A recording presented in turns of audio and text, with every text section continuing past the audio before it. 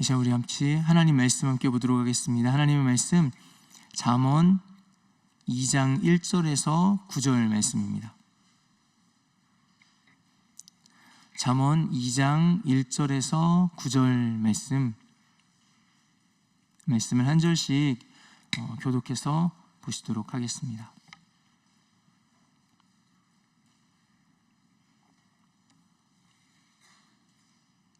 잠언 2장 1절에서 9절 말씀입니다.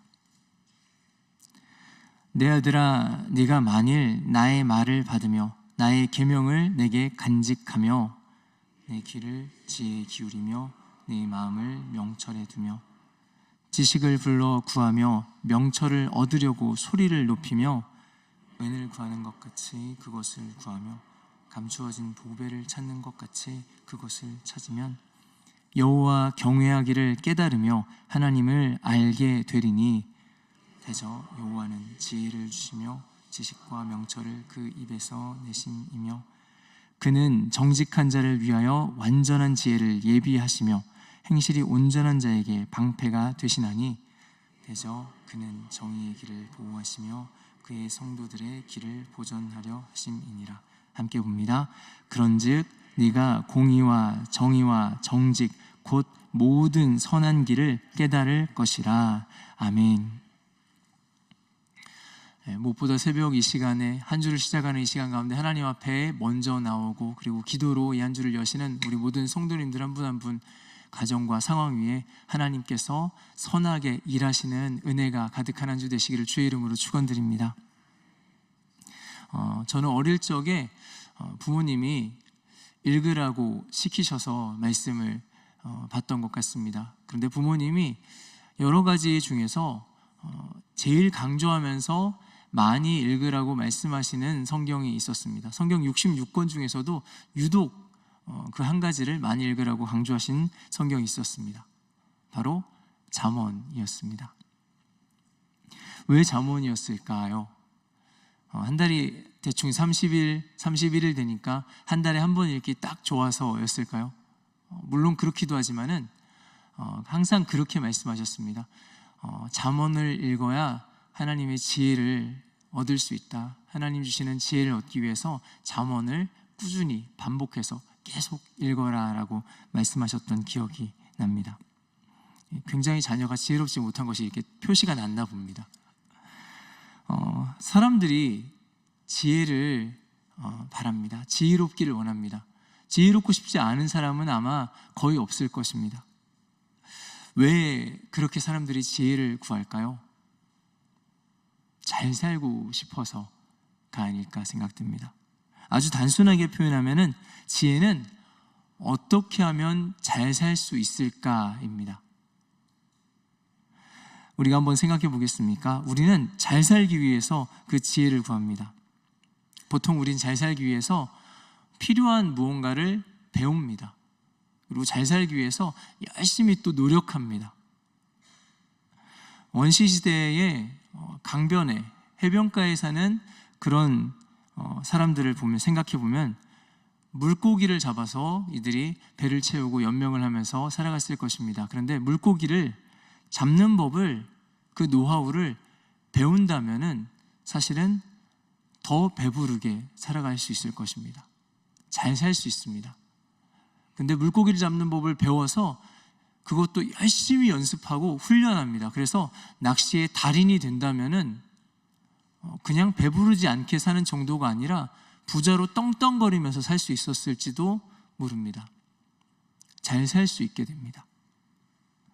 오늘날의 우리의 삶을 한번 생각해 보시겠습니까? 직장 생활을 한다면은 처음에 직장에 들어갔을 때 이걸 해야 될지 저걸 해야 될지 몰라서 사고도 치고 실수도 하는 그런 모습으로 시작합니다. 그런데 어떻게 일을 해야 될지 하나하나를 배워가기 시작합니다.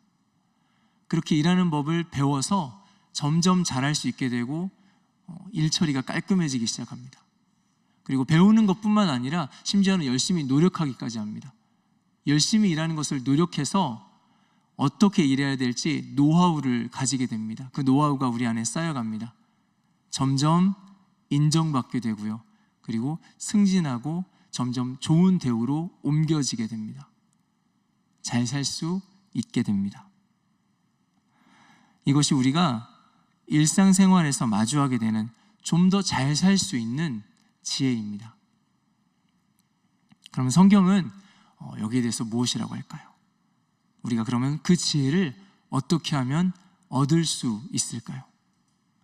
오늘 본문 말씀에서는 이 지혜를 얻기 위한 방법을 우리에게 알려주고 있습니다. 1절에서 5절 말씀 다시 한번 보도록 하겠습니다. 내 아들아, 네가 만일 나의 말을 받으며 나의 계명을 내게 간직하며 내 귀를 지혜에 기울이며 내 마음을 명철에 두며 지식을 불러 구하며 명철을 얻으려고 소리를 높이며 은을 구하는 것 같이 그것을 구하며 감추어진 보배를 찾는 것 같이 그것을 찾으면 여호와 경외하기를 깨달으며 하나님을 알게 되리니. 굉장히 길게 반복해서 여러 가지로 다양한 각도에서 설명하고 있습니다. 말이 굉장히 길기 때문에 딱 그 핵심만 요약해 보자면은, 아들아, 네가 만일 이렇게 한다면 여호와를 경외하는 것을 알게 될 것이다. 깨달을 것이다. 여러분, 여호와를 경외한다라는 이 표현 아마 기억이 나시지 않을까 싶습니다. 우리 바로 앞서 봤던 잠언 1장에 나왔던 말씀입니다. 여호와를 경외하는 것이 지식의 근본이언을 말씀했습니다. 바로 거기에 하나님 경외하는 것에 지식의 근본이 있고 거기에 우리의 지혜가 있다고 말씀합니다. 그렇게 1절에서 5절 말씀을 다시 한번 정리를 해보자면요, 아들아, 네가 이렇게 한다면은 성경이 말씀하는 그 지혜, 그 지식이 너 안에 있을 것이다 라는 말씀입니다. 이 안에 우리가 지혜를 얻을 수 있는 비결이 들어있습니다. 그러면 그 지혜를 우리가 얻을 수 있는 그 구체적인 방법을 살펴봅니다. 1절 말씀에 이렇게 표현하고 있습니다. 아들아, 내가 만일 나의 말을 받으며 라고 말씀합니다. 여기에서 받는다, 그 말씀을 받는다고 할 때 받는다는 표현 라카흐는 굉장히 능동적이고 적극적으로 가진다, 취하다라는 뜻입니다. 이건 그냥 내가 가지고 있어라는 소유권을 뜻하는 그 정도의 의미가 아닙니다. 훨씬 더 적극적인 의미입니다. 어떤 느낌인지를 말씀을 드려보자면은, 여러분 마트에 가면은 가끔 타임 세일이라는 거를 할 때가 있습니다. 그래서 어떤 특정 시간대가 되면 방송이 나옵니다. 방송이 나와서 자, 지금부터 딸기 코너에 가시면은 한 팩에 7,000원 하던 딸기를 한 사람당 2팩까지만 한 팩에 1,000원씩 드리도록 하겠습니다. 한정된 수량만 있으니까 여러분 서둘러 주십니다. 지금부터 시작하겠습니다. 자, 이 말이 나오고 나면은 거기에 있는 엄마들의 눈빛이 달라집니다. 그리고 딸기 코너를 향해서 일제히 달려나가기 시작합니다. 그리고 그 사람들이 몰려드는 틈을 비집고서 딸기 2팩을 어떻게든지 끄집어내가지고 의기양양하게 계산대 쪽으로 향하십니다. 그것이 가진다입니다. 취한다입니다. 오늘 그 말씀을 우리가 받는다는 의미입니다. 굉장히 적극적이고 능동적으로 어떻게든지 그걸 붙잡겠다고 달려드는 모습입니다. 그 다음 부분은 이렇게 말씀하고 있습니다. 나의 계명을 내게 간직한다고 말씀합니다. 이 간직한다는 말씀은 사페라는 성경의 표현입니다. 이 의미는 보물처럼 소중하게 여긴다라는 뜻을 가지고 있습니다. 그래서 그 계명을 간직한다는 의미는 하나님의 그 계명을 내 안에 보물처럼 소중하게 여기고 내 안에 감추어 둔다, 내 안에 간직한다라는 뜻입니다. 4절까지 쭉 여러 가지 표현들로 반복되고 있지만 사실은 그 표현의 태도가 동일합니다. 귀를 기울입니다. 그리고 마음을 거기에 둡니다. 그리고 불러서 구합니다. 얻기 위해서 소리를 높입니다. 은을 구하는 것 같이 구하고요, 감추어진 보배를 찾는 것 같이 찾습니다. 그렇게 그 지혜를 간절히 너무너무 귀하게 애타게 찾고 구합니다. 그렇다면 우리가 그렇게 간절하게 찾고 구할 때 지혜를 알게 된다는 것입니다. 지혜를 원한다면 간절히 찾고 구하라는 말씀입니다. 말씀을 보면서 굉장히 무언가를 더 기대했었나 봅니다. 저는 좀 실망스러웠습니다. 너무 단순하게 느껴졌습니다. 그냥 열심히 지혜를 구하고 찾고 사모하면은 그러면 지혜를 얻는다? 정말 그럴까요?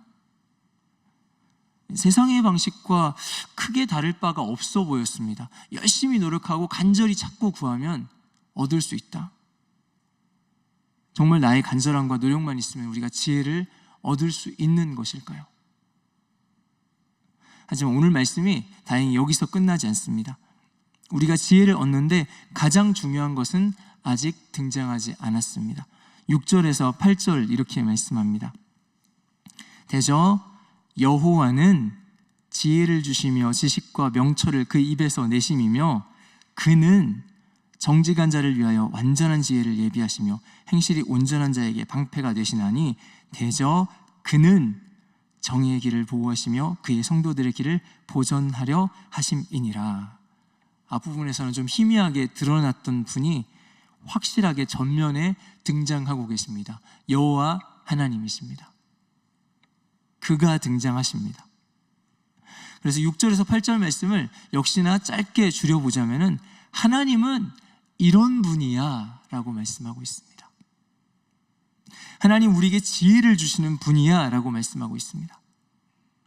물론 우리가 간절히 구하고 찾는다면 지혜를 얻게 됩니다. 하지만 그것은 내가 노력했기 때문이 아닙니다. 내가 간절했기 때문이 아닙니다.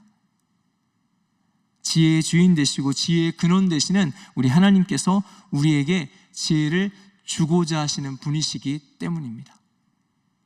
완전한 지혜를 예비하시는 분이라고 우리 하나님을 말씀하고 있습니다. 하나님께서 지식과 명철을 그 입에서 내시는 분이라고 말씀하고 있습니다. 정의의 길을 보호하시고 성도들의 길을 보전하시는 분이라고 말씀하고 있습니다. 우리 하나님 이런 분이십니다. 결국에 우리 하나님이 이런 분이시기 때문에 간절히 찾는 사람이 지혜를 얻는다라고 말씀합니다. 아주 예전에 동물의 세계에서 봤던 장면으로 기억합니다. 둥지에 이렇게 둥지를 짓고 거기에 알을 낳고 알에서 새끼들이 깨어나는 그런 새 둥지를 본 적이 있었습니다. 근데 이 아기 새들이 어렸을 때부터 굉장히 살아남기 위해서 치열한 경쟁을 하고 있습니다. 어미가 먹이를 물어올 때가 되면은 이 아기 새들이 정말 입이 찢어질 것처럼 입을 벌리고 하늘을 향해서 입을 열고 기다립니다. 그럼 거기에 어미새가 먹이를 물어다가 쏙 넣어줍니다. 그제서야 아기 새는 입을 닫고 배부름에 만족해합니다. 여기서 한 가지 질문을 드립니다. 여러분, 이 아기 새가 배가 부른 것은요, 아기 새가 입을 크게 벌렸기 때문일까요? 아니면 아기 새를 먹이려고 작정하고 먹이를 모아오는 어미가 있기 때문일까요? 다시 여쭤볼까요?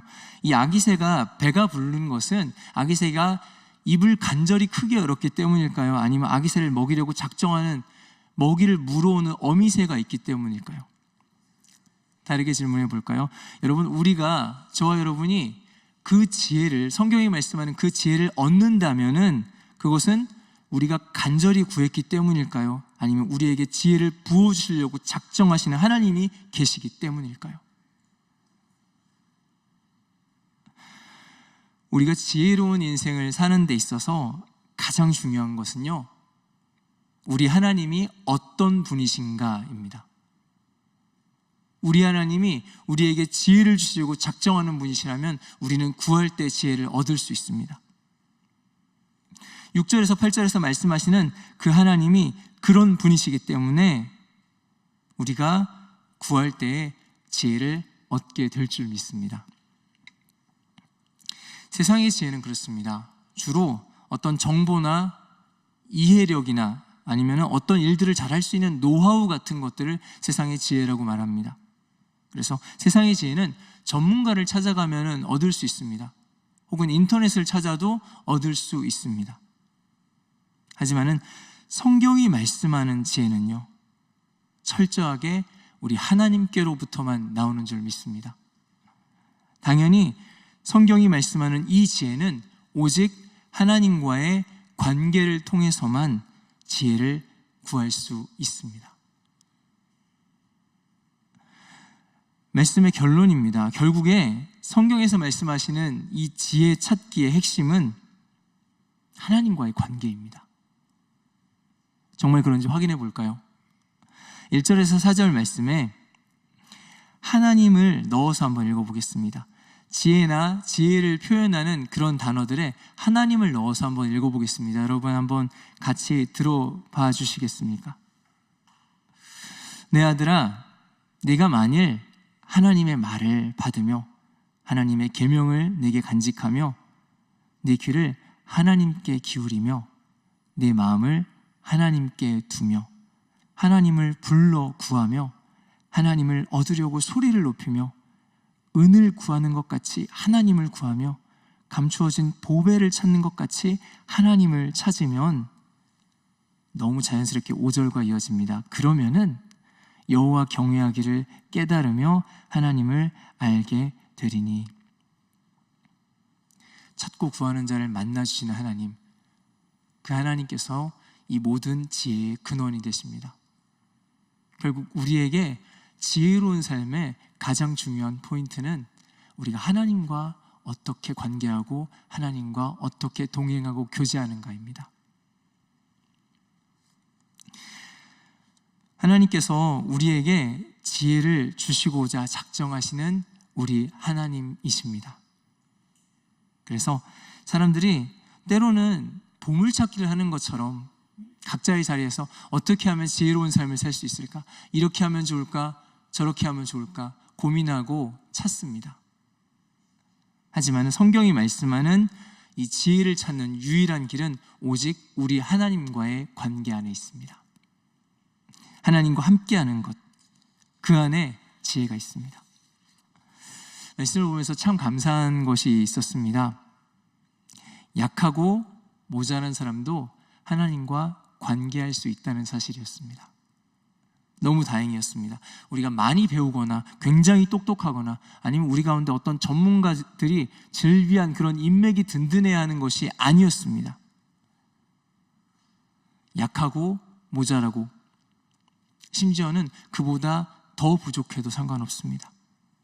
하나님과 관계하고 하나님과 동행하는 자에게 하나님이 지혜가 되어주십니다. 그래서 우리 모두는 지혜로운 인생이 될 소망이 있습니다. 또한 더욱 감사했던 것은 우리 하나님이 우리에게, 저와 여러분에게 지혜를 부어주시려고 작정하신 하나님이시라는 것입니다. 그렇게 하나님께서는 그 지혜를 가지고 우리 삶에 함께 하시고 우리와 동행하려고 작정하신 분이십니다. 하늘 보좌를 버리시고 이 땅에 내려오셨습니다. 그리고 약하고 부족한 우리 안에 하나님 함께 하시겠다고 성령으로 우리 안에 동행하시려고 임하셨습니다. 그래서 우리는 지혜가 필요할 때에 하나님을 구해야 합니다. 9절은 이렇게 말씀하고 있습니다. 하나님과 함께하는, 하나님의 지혜가 함께하는 인생의 결론입니다. 그런즉 네가 공의와 정의와 정직 곧 모든 선한 길을 깨달을 것이라. 하나님의 지혜가 우리 가운데 함께할 때 우리 삶에 가장 선한 것, 가장 좋은 것을 깨닫고 그 길을 갈 수 있는 놀라운 지혜가 우리 삶 가운데 임하게 될 줄 믿습니다.